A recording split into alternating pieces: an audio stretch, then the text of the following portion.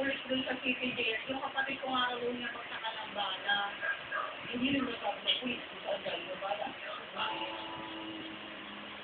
Tapos ang doktor ay namatay yung hindi sa hospital. Hindi pa nila nalilitan kung ano yung pinatay sa habang resulta yung examination. Sa iba na rin resulta sa pagkakabuluhan ng Lantong ng mga unidad sa kanilang piyesta sa Estella ng Sumato at Makalalaga. Kabilang din sa recover ang feedback na inihagi sa mga silver pero di Sumato. Ayon sa report ng pulisya, pero ang kagulang ng ulo.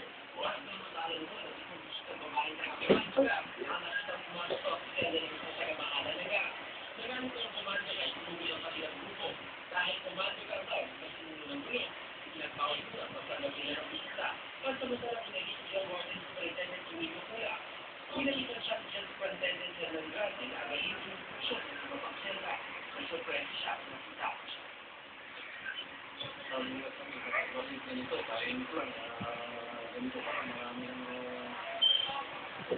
ganito, dyan pa mo sa loob. Kaya mga impact. Bilang bahagi ng pag-iipit dito sa Manila City Jail na araw-arawin na raw ng bagong umuo ay si Warden ang pag-ikot sa mga selda.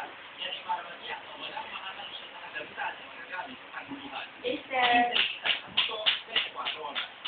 Pinagahanap ng pulisya ang mga bodyguard ng head ng Presidential Anti-Smuggling Group na si Antonio Vigao. Ang bodyguard niya ang tinuturo ng bubong-bulo kahit ang estudyante sa isang hotel sa Makati na magulong sa sana ilaw. Kung ito ng October, inalagay ng camera sa lahi ng Hospital Mundial sa Makati City bandang 1 ng umaga ng August 19.